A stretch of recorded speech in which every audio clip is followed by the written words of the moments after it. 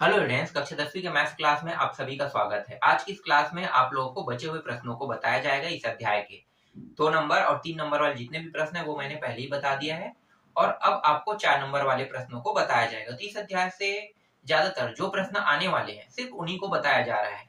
जो आएगा नहीं उनको पढ़ने की जरूरत भी आपको नहीं है। ठीक है, तो चलो वीडियो को आगे बढ़ाते हुए इस प्रश्न को देख लेते हैं। तो ये जो प्रश्न है ये है, दो क्रमागत सम धनात्मक प्राकृतिक संख्या के वर्गों का योग 164 संख्याएं ज्ञात कीजिए। ज्ञात क्या करना है? संख्या को ज्ञात करना है। ठीक है, चलो अब इसको हल करते हैं। पहले प्राकृतिक संख्या के बारे में जान लेते हैं। जो हम लोग मानते हैं ना वो प्राकृतिक संख्या क्या होता है, तो यहाँ पे मैं बता देता हूँ। देखो, प्राकृतिक संख्या अगर हमारे पास नंबर 1 2 3 4 नहीं है तो हम x को प्राकृतिक संख्या के रूप में मानेंगे, है ना। तो प्राकृतिक संख्या x, फिर x प्लस 1, ठीक है, हर एक में वृद्धि होते जाएगा 2, फिर x में फिर वृद्धि होगा 3, फिर x में फिर वृद्धि होगा 4। इस तरीके से ये बढ़ते रहेगा। ठीक है, अब यहाँ पे जिक्र क्या किया है प्रश्न में? सम प्राकृतिक संख्या, लेकिन ये क्या है? प्राकृतिक संख्या है। तो यहाँ पे क्या करेंगे, इससे हमें सम प्राकृतिक संख्या को निकालना है। तो देखो, अगर मैं दो एक एक के अंतर ले लेता हूं, जैसे ये पहला संख्या हो गया तो दूसरा संख्या क्या होगा? ये होगा। फिर अगला संख्या कौन सा होगा? ये। तो ये सब संख्या क्या है? सम संख्या है। ठीक है, सम संख्या। और जिसको मैंने गोल घेरा नहीं किया है वो क्या होगा? विषम संख्या होगा। तो ये विषम संख्या है और प्रश्न में सम संख्या को लेकर चलने की बात कर रहा है ना। तो यहाँ पे लिखो, माना दो धनात्मक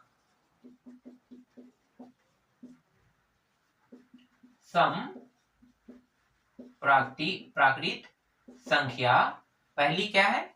x तथा दूसरी x प्लस 2 है।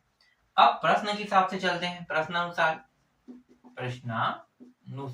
प्रश्न क्या कह रहा है? प्रश्न कह रहा है ये जो प्राकृतिक संख्या है ना, इनके वर्गों का योग करेंगे। ठीक है, इनको वर्ग कर देते हैं तो x का वर्ग हो गया और फिर इनका भी वर्ग कर दो, x प्लस 2, इनका भी वर्ग कर दिया। अब योग मतलब दोनों को जोड़ना है। तब जब दोनों को जोड़ते हैं तो दोनों के योग से जो हमें मान प्राप्त होता है वो है 164। इस तरीके से मान जो है वो प्राप्त होगा। कितना प्राप्त होगा? 164। ये प्रश्न कह रहा है। ठीक है, अब क्या करेंगे? अब बस हल करते जाएंगे। तो ये जो x का वर्ग है जैसा वैसा रहेगा।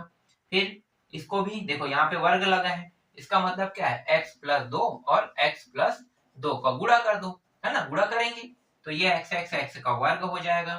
फिर ये 2 को भी गुणा करेगा तो 2x, फिर ये 2 इसको गुणा करेगा 2x और 2 दूनी 4 हो जाएगा। फिर 164 को यहाँ पे लिख लेंगे। देखो, ये दोनों x का वर्ग है तो 2x का वर्ग हो जाएगा। ये दोनों भी जुड़ जाएगा, 4x और ये 4 है, फिर बराबर 164। ये 4 को उस पार ले जाओ या 64 को इस पार लेकर आ जाओ, 164 को। तो हम लोग क्या करेंगे? 166 को इसी पार ले आते हैं। ठीक है, 4x और 164 को इस पार लेकर आएंगे तो पहले से यहाँ पे 4 दिया हुआ है और ये इस साइड आके क्या हो जाएगा? माइनस हो जाएगा। फिर 2x का वर्ग, फिर प्लस 4x घटा दो तो कितना होगा? 160। ठीक है, माइनस वाला क्या है? बड़ा है। अगर माइनस वाला बड़ा है इसका मतलब क्या होगा? इसका मतलब घटाएंगे तो उसके चिन्ह को लिखा जाएगा। ठीक है, अब देखो, दो के पहाड़ा में, 2 के पहाड़ा में तीनों आ सकता है। 2 के पहाड़ा, 2 के पहाड़ा, 2 के पहाड़ा, 2 के पहाड़ा में एक बार, है ना। 2 के पहाड़ा में 2 बार, तो यहाँ पे क्या बचेगा? x का वर्ग बस बचेगा। 2 के पहाड़े में 2, ये कैसे हो रहा है? देखो, उभयनिष्ठ के रूप में निकाल दो 2 को। ठीक है, तो चलो मैं 2 के उभयनिष्ठ के रूप में निकाल दिया तो यहाँ पे x का वर्ग बचेगा, यहाँ पे 2x बचेगा और ये 80 बचेगा।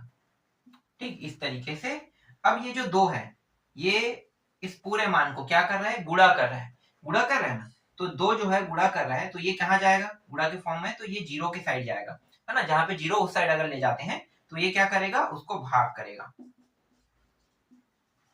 80 बराबर 0 बटा कितना है? 2। और कोई भी संख्या है 0 को भाग करेगा, मान कितना आएगा?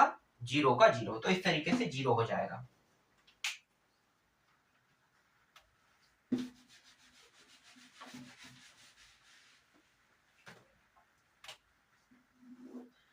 अब ये जो हमें जो समीकरण दिखाई दे ना, इस समीकरण को अब क्या करना है?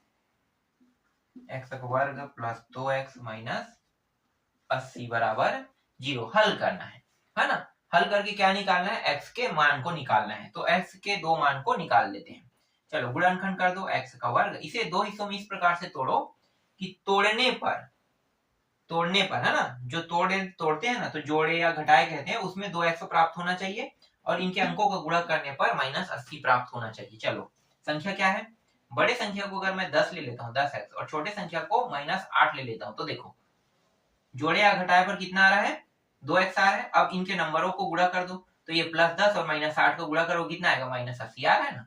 तो इस तरीके से इसे दो हिस्सों में तोड़ा जाता है। ठीक, x का वर्ग, एक मिनट यहाँ पे जोड़ा बना लो ना इस तरीके से। ठीक है, तो इस वाले पहले वाले जोड़े से x उभयनिष्ठ निकल जाएगा, फिर एक x बचेगा, फिर यहाँ पे 10, यहाँ पे 8 उभयनिष्ठ के रूप में निकलेगा और माइनस भी निकल रहा है, तो माइनस के साथ निकल रहा है, तो कोष्टक के अंदर जो भी मान रखेंगे वो किस में रहेगा, प्लस में। देखो यहाँ भी माइनस, यहाँ भी माइनस, माइनस बाहर आ गया, तो कोष्टक के अंदर दोनों अगर माइनस में, तो कोष्टक के अंदर दोनों मान प्लस में हो जाएगा। ये 8 के पावर में कितने बार में आता है, 10 बार में, फिर 0। फिर से उभयनिष्ठ x + 10 को निकाल दो और बचा है उसको दूसरे कोष्टक में x - 8 बराबर 0। तो x बराबर, देखो एक एक बार करेंगे ना, तो ये पहले x + 10 को कर लो बराबर 0, तो x बराबर -10 आ रहा है और यहाँ पे x - 8 बराबर 0, तो ये x बराबर कितना आ रहा है, 8 आ रहा है। ठीक है, 8 मान्य रहेगा, लेकिन ये जो x बराबर -10 है वो मान्य नहीं रहेगा। क्यों, क्योंकि ये जो है धनात्मक सम प्राकृतिक संख्या, धनात्मक होना चाहिए, ऋणात्मक तो हो ही नहीं सकता संख्या, है ना, प्राकृतिक संख्या कभी भी ऋणात्मक हो ही नहीं सकता, तो ये ऋणात्मक में आ रहा है, इसलिए क्या करेंगे, ये मान्य रहेगा, है ना। तो आगे क्या करेंगे, यहाँ पे लिखो यह मान्य नहीं है। ठीक है, लिख देते हैं यह मान्य नहीं है, तब x बराबर हम लोग कितना रखेंगे, 8, तब x बराबर 8 लेंगे और फिर ये जो x + 2 है इसको लेंगे, x + 2, तो x की जगह में अब मान रख दो, कितना आएगा, 8 और ये 2 बराबर 10। अब ये मान्य हो गया। ठीक है, यही क्या है, इनके प्रश्नों का उत्तर है, इस तरीके से। ठीक है, इस तरीके से बनेगा। अगर आप प्राकृतिक संख्या की बात करो और माइनस में आ रहा है तो वह मान्य हो ही जाएगा। ठीक है, मान्य करने के लिए क्या करेंगे, थोड़ा सा अलग तरीके से हल करेंगे, मतलब इन दोनों का उपयोग करेंगे, x + 2 का उपयोग करेंगे, तो देखो वही मान आ गया, बस ये माइनस में था इसलिए अमान्य था, अब यही जो मान है वो प्लस में आ गया। ठीक, तो ये इस तरीके से ये जो प्रश्न है ये कंप्लीट होता है। एक और प्रश्न बचा है, उसको भी मैं बता देता हूँ, इसके बाद ये जो अध्याय है पूरी तरीके से कंप्लीट हो जाएगा।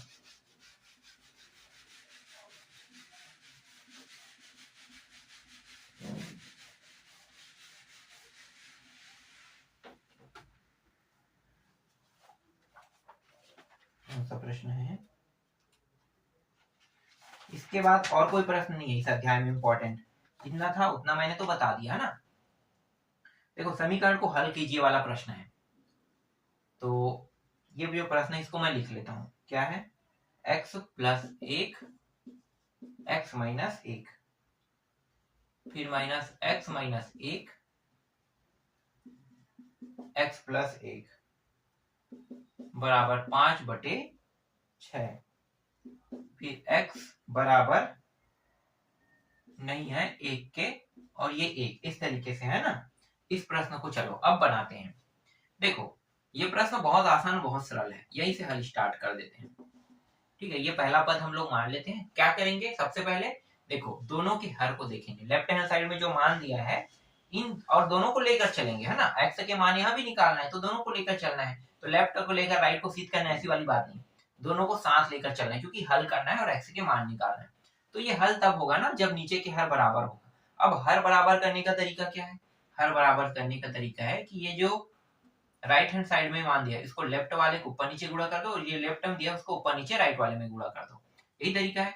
तो देखो पहले से लेफ्ट हैंड साइड में x + 1 पाया गया है ना, और नीचे में क्या है, पहले से x - 1 पाया गया है। अब क्या करेंगे, इनका गुणा ऊपर नीचे दोनों में कर देंगे, तो ये x + 1 यहाँ पे आ गया और x + 1 यहाँ भी आ जाएगा।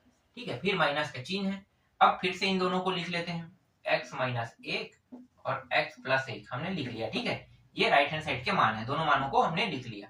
अब क्या करेंगे, ये जो लेफ्ट हैंड साइड के नीचे में हर में जो मान है इसको ऊपर नीचे गुणा कर देते हैं, तो ये हो जाएगा x - 1 और ये x + 1, फिर 5/6, इस तरीके से। अब देखो दोनों के हर बराबर हुआ कि नहीं, हो गया ना। ये भी एक जैसा है, मतलब देखो दोनों एक जैसा दिखाई दे रहा है। अब ऊपर के मान को क्या कर सकते हैं, आसानी से घटा सकते हैं। तो इन दोनों को पहले गुणा कर लेते हैं। एक्स एक्स एक्स का वर्ग हो जाएगा, है ना।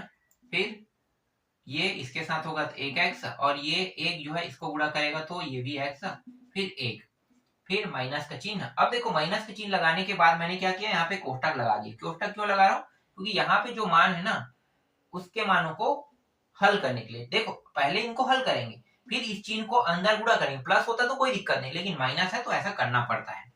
ठीक है, कर लेते हैं। तो ये हो जाएगा एक्स का वर्ग, फिर माइनस एक्स, फिर माइनस एक्स, फिर एक एक प्लस एक।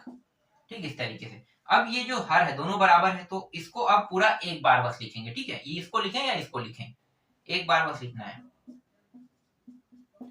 एक इस तरीके से। ठीक है, दोनों को एक बार बस लिख लेते हैं। फिर 5/6, या फिर इन दोनों को गुणा करके भी लिख सकते हैं, चलो बाद में कर लेंगे, अभी तो बहुत सारे मान बचे हैं ना। तो ये एक्स का वर्ग प्लस 2x प्लस 1, इसका अंदर गुणा कर देंगे तो ये एक्स का वर्ग माइनस, ये दोनों माइनस में, मतलब ये जुड़ने के बाद क्या हो जाएगा, प्लस में हो जाएगा 2x, ये प्लस में तो ये क्या हो जाएगा, माइनस में हो जाएगा।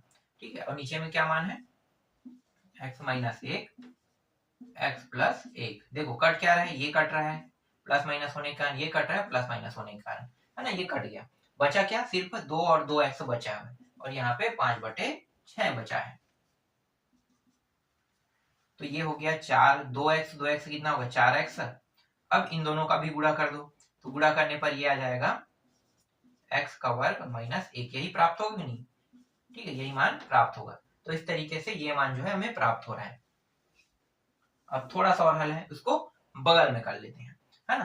तिर्यक गुणा करेंगे, देखो इस 6 का इसके साथ गुणा, इसका इसके साथ गुणा, नीचे के दोनों मान ऊपर चला जाएगा।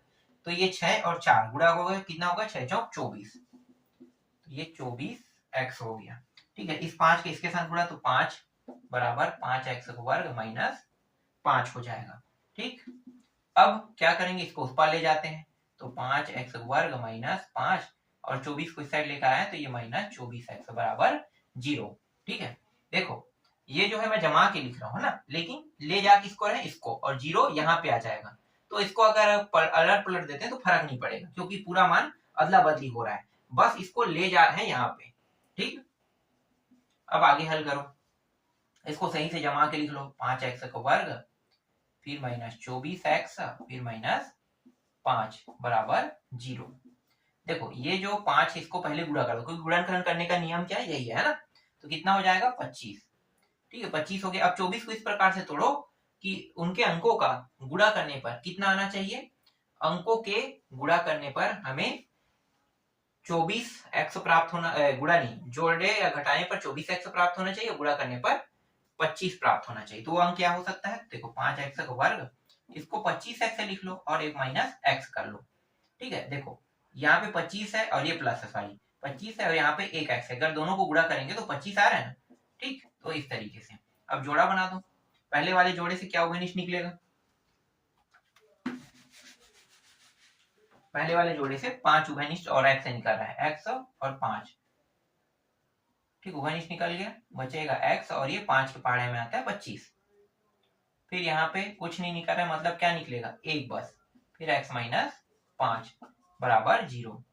तो x माइनस 5 और ये हो जाएगा 5x प्लस 1 बराबर 0। दो खंड कर लेते हैं, x माइनस 5 बराबर 0, तो x बराबर 5 यहाँ पे प्राप्त हो रहा है। अब ये 5x प्लस 1 बराबर 0, तो ये हो जाएगा 5x और 1 को उस पार भेज दो तो माइनस, फिर x बराबर ये माइनस 1/5 प्राप्त होगा। तो इस तरीके से इनके भी दोनों मान प्राप्त हो गए। ठीक है, तो इस तरीके से ये जो अध्याय 3 है, एक चर का रैखिक समीकरण, ये पूरा कंप्लीट होता है। इसके बाद मैं आपको अगले अध्याय को पढ़ाऊंगा। जो भी प्रश्न इसमें वार्षिक पेपर में आने लायक था ना, उन सारे प्रश्नों का हल मैंने करा दिया है। बस अब आपको क्या करना है, इन प्रश्नों को अच्छे से तैयार कर लेना है, क्योंकि इसके अलावा और कोई भी प्रश्न नहीं बन रहा है। 2-3 प्रश्न है लेकिन इतने मजेदार नहीं है, इसलिए हम लोग उन प्रश्नों को नहीं देखेंगे। ठीक है, अब मुझे ऐसा नहीं लगता है कि इस अध्याय से कोई भी प्रश्न अगर आए तो आपसे छूटेगा, छूटना तो नहीं चाहिए, क्योंकि ये दोनों प्रश्न जो मैं अभी बता रहा हूँ ये जो प्रश्न है और इससे पहले मैंने बताया इन्हीं दोनों में से कोई एक प्रश्न इस साल के वार्षिक पेपर में आने वाले हैं।